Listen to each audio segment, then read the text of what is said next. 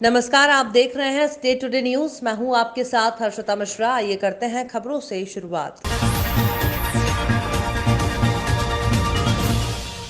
कटनी जिले के शासकीय कन्या महाविद्यालय में कार्यरत जन भागीदारी अतिथि विद्वानों को इस कोरोना काल में बिना किसी सूचना के महाविद्यालय के प्राचार्य ने उन्हें कार्यमुक्त करने से नाराज सभी अतिथि शिक्षकों ने महाविद्यालय के अंदर धरना देकर प्राचार्य से मिलने के लिए अड़े रहे।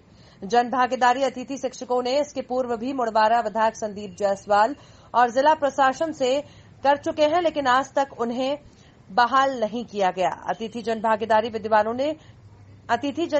विद्वानों की शिक्षक ने बताया कि वे सभी शासकीय कन्या महाविद्यालय में अतिथि के रूप में काम कर रहे थे और कोरोना काल में सभी कॉलेज बंद थे और उनके जीवन व्यापन के लिए सिर्फ यही जॉब थी। लेकिन जब से महाविद्यालय के प्राचार्य द्वारा बिना किसी सूचना से उन्हें कार्य मुक्त कर दिया गया, अब उनके सामने जीवन व्यापन करने की एक बड़ी समस्या आ गई है और वो मानसिक रूप से भी परेशान है। इन सभी समस्या के चलते सभी अतिथि शिक्षकों ने पूर्व में भी कटनी कलेक्टर और मुड़वारा विधायक को एक पत्र देकर मांग की है कि अतिथि विद्वानों को दोबारा बहाल किया जाए, लेकिन आज तक उन्हें बहाल नहीं किया गया। वहीं जब इस मामले में कन्या महाविद्यालय के प्राचार्य आर.के. गुप्ता से इस पूरे मामले में सवाल जवाब किया तो वे गोलमोल जवाब देते हुए मीडिया कर्मियों से ही बहस करने लगे और उन्होंने ये कह दिया कि कन्या महाविद्यालय की कोई भी जानकारी और आदेश की वो जानकारी नहीं दे सकते हैं और जो जन भागीदारी अतिथि शिक्षक को निकाला नहीं गया है, उन्हें कार्यमुक्त किया गया है, उन्हें शासन के आदेशों पर दोबारा रख लिया जाएगा। करना हमारा लायबिलिटी है, लेकिन हर प्रश्न का उत्तर देना हम आपको अनिवार्य नहीं समझते। सर, प्रिंसिपल है आप कॉलेज के, ठीक है ना, देना पड़ेगा। ठीक है, देना पड़ेगा। तो वो पॉलिसी मैटर है, पॉलिसी मैटर। तो आप ये बताइए क्या मैटर है जी, बताना पड़ेगा ना। बता तो रहे हैं हम। कई वर्षों से उनको जितने सालों से काम करे प्रत्येक वर्ष निकाला जाता है, उनको कुछ दिन के लिए ब्रेक दिया जाता है। ब्रेक दिया गया है। ब्रेक कितने दिन का ब्रेक दिया गया है? ब्रेक पिछले कई वर्षों से 45 डेज का ब्रेक दिया जाता है। इस वर्ष तो 45 डेज का नहीं दिया गया है। शिक्षकों का ये आरोप है कि वो कह रहे थे हम विभाग के पास अपनी शिकायत लेके गए थे, इस वजह से आप उन्हें बाहर करा सकते। देखिए, महाविद्यालय में कार्य की आवश्यकता के आधार पर स्वित्तीय अतिथि विद्वानों को रखा जाता है, पहला। दूसरा, वर्तमान में वो आवश्यकता नहीं है कि उन पर आज किसी जब आप बात कर रहे हैं, आज उनको हम कार्य पर रखें। तीसरा, ना हमने कार्य की चूंकि आवश्यकता नहीं है, इसीलिए हमने पूरे रेगुलर स्टाफ को भी आमंत्रित या उनको डिटेन नहीं किया। इनकी पेमेंट कहाँ से होती है सर? जी, आज आप लोगों ने ये जो कॉलेज के अंदर धरना दे दिया है, क्या कारण है और आप लोग कौन हैं? हम शासकीय कन्या महाविद्यालय में स्वित्तीय जन भागीदारी योजना के अंतर्गत अतिथि विद्वान हैं, जिन्हें बिना किसी पूर्व सूचना के कार्यमुक्त कर दिया गया है। इसी का जवाब मानने के लिए हम अपने माननीय प्राचार्य जी के पास में आए हैं, जिसके लिए उनका कहना यह है कि अब आप लोगों ने जब ऊपर निवेदन कर दिया है तो ऊपर से ही आप लोगों को जवाब प्राप्त होगा, जबकि ऐसा नहीं है। हमें पिछले शुक्रवार को व्हाट्सएप के द्वारा ये सूचना दी गई थी कि हम लोगों को कार्यमुक्त कर दिया गया है और उसके तुरंत बाद ही हम में से कुछ प्रतिनिधि यहाँ आए थे और उन्होंने प्राचार्य से बात की थी। तभी भी प्राचार्य जी ने कोई संतोषजनक उत्तर नहीं दिया था, तब हमने उनके ऊपर निवेदन किया है। तो और दूसरी बात ये कहना चाहते हैं कि अभी हम लोग को ये कह के कार्यमुक्त किया गया है कि कार्य नहीं है, जबकि कल से RDVV की परीक्षाएं शुरू होने वाली है ओपन बुक पद्धति के अनुसार। तो पिछले साल हम लोगों ने सबने अपनी सुविधाएं यहाँ पे दी थी, जब कोरोना काल था, इतना रिस्क था, उसके बावजूद हम लोगों ने बराबर यहाँ पर आकर अपना काम किया और इस बार हम लोगों को कार्यमुक्त कर दिया गया है, जबकि मध्य प्रदेश में किसी भी अन्य कॉलेज में इस प्रकार से जन भागीदारी अतिथि विद्वानों को नहीं निकाला गया है। एक और जहाँ हमारे प्रधानमंत्री माननीय मुरैना जिले की तहसील कैलारस के अंतर्गत आने वाले छोटे से गांव लहचोरा के रहवासी हुकुम सिंह धाकड़ और उनके दोनों पुत्रों अरविंद धाकड़, देवेंद्र धाकड़ ने अपने पिता, जो कि कैलारस की पहाड़गढ़ रोड पर जेबी मार्ट चलाते हैं, उन्होंने प्रेरणा लेकर 6 बीघा जमीन पर दादा दादी की स्मृति में अपने पिता हुकुम सिंह के साथ शांति धाम का जीर्णोद्धार कर हरा भरा कर दिया है, जो कि मुरैना जिले की पहचान बन चुका है। गांव और आसपास के हर रोज सुबह सैकड़ों लोग घूमने आते हैं, जिनको वहां आकर सुकून मिलता है और ताजी हवा भी मिलती है।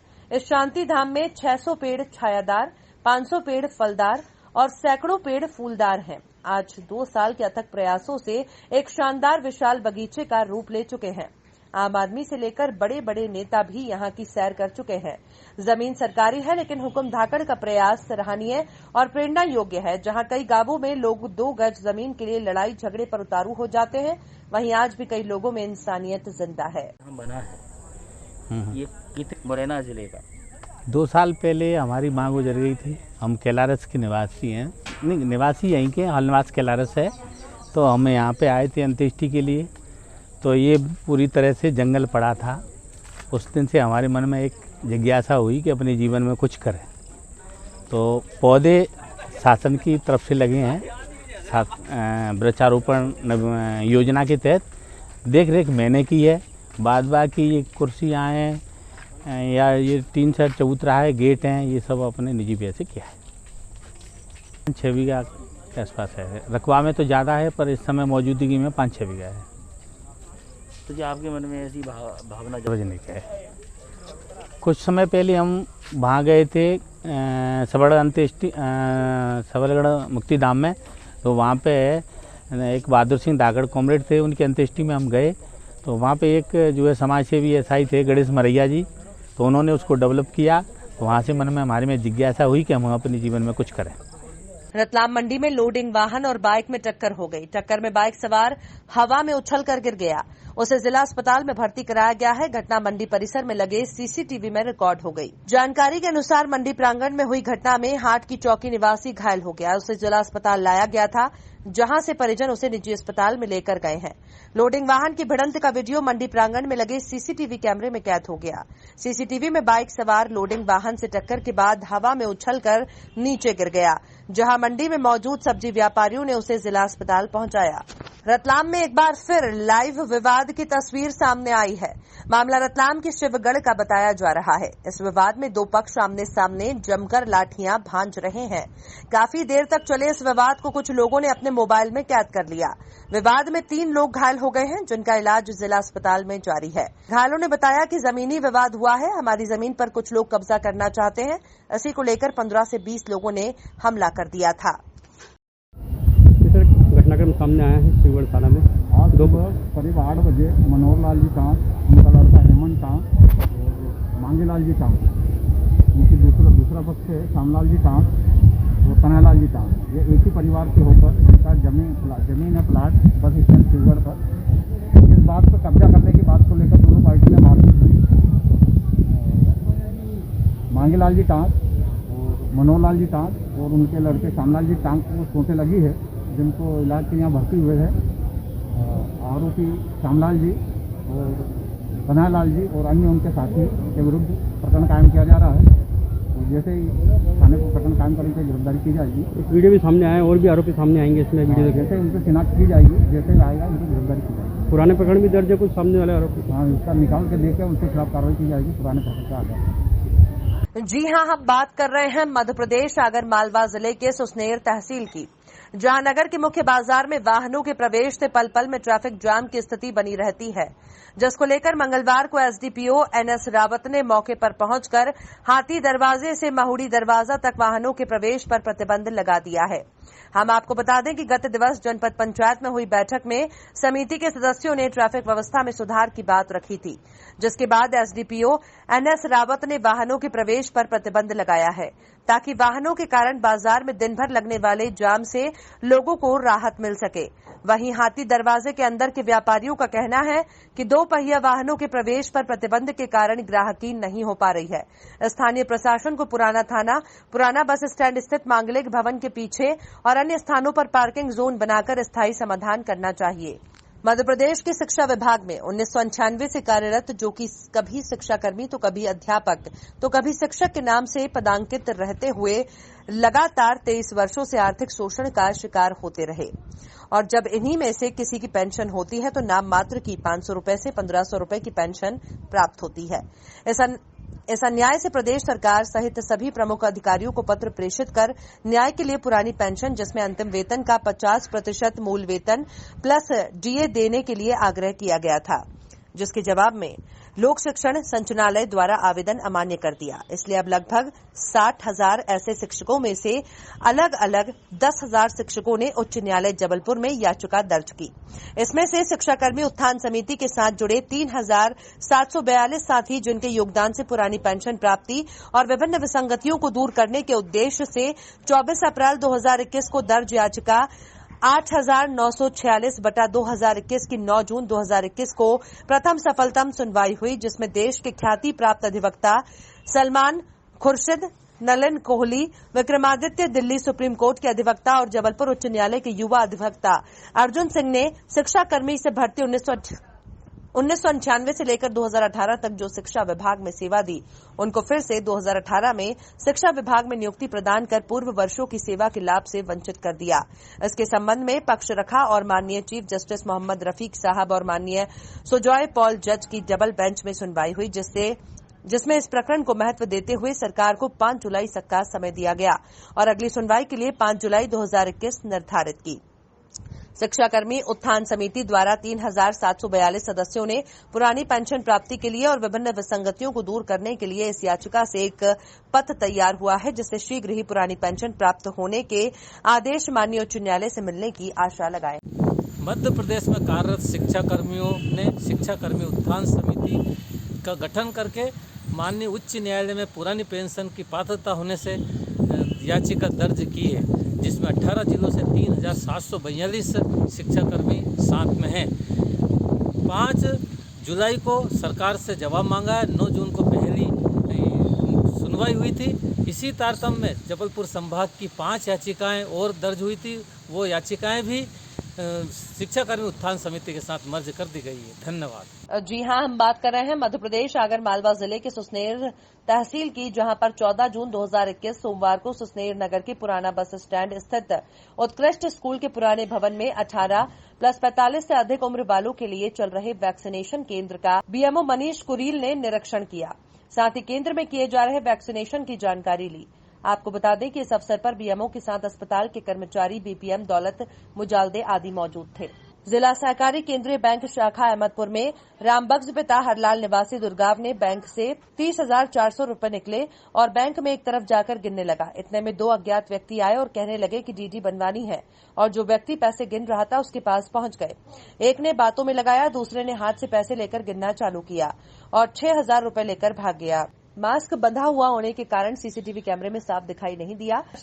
पुलिस की तलाश जारी है। दोनों व्यक्ति इस क्षेत्र के नहीं हैं। भोपाल बेरसिया के होने की संभावना है। मंगलवार होने से साप्ताहिक बाजार भी रहता है। जिले में चलाए जा रहे अभियान के तहत अपराध बालक बालिकाओं की दस्तयाबी के लिए हर संभव प्रयास जारी है।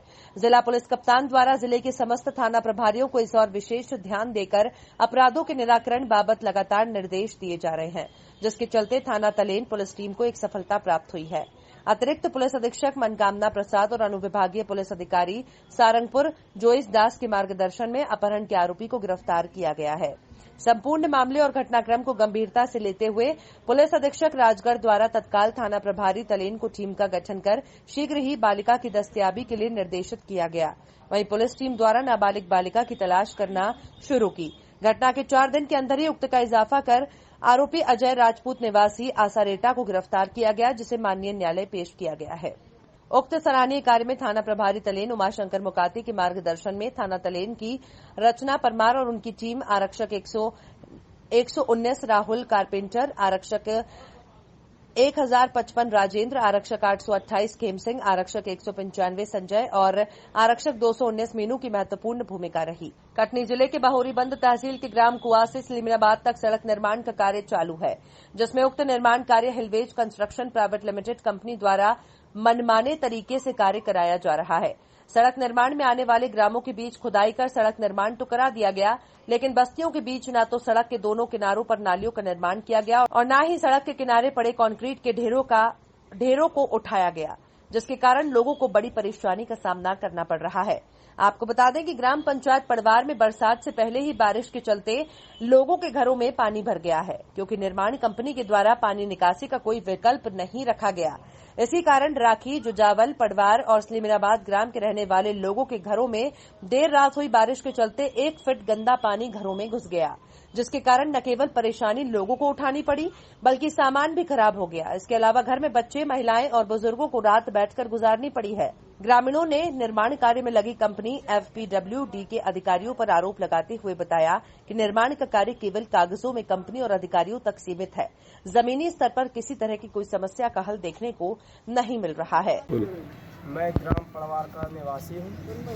ये हेलवेज कंपनी ने रोड बना के चली गई है, नाली बना नहीं रही है और ये अकेले घर की समस्या नहीं है, ऐसे 50 घर जिन घरों की पानी पीछे निकलने की व्यवस्था है तो ठीक है, जो घर नाली से आधारित हैं उन घरों में बड़ी समस्या है और इस घर में कम से कम 15 से 20 लोगों का परिवार है। अकेला घर है, पानी निकलने की समस्या है, पानी कहीं से और निकलने का प्रावधान है ही नहीं और रोड न तो सरपंच कोई ध्यान नहीं दे रहा। रोड वाले निकलते हैं लेकिन वो देख के चले जाते हैं, तो इसमें हम करें क्या। खबरों में फिलहाल इतना ही। आप देखते रहिए स्टेट टुडे न्यूज।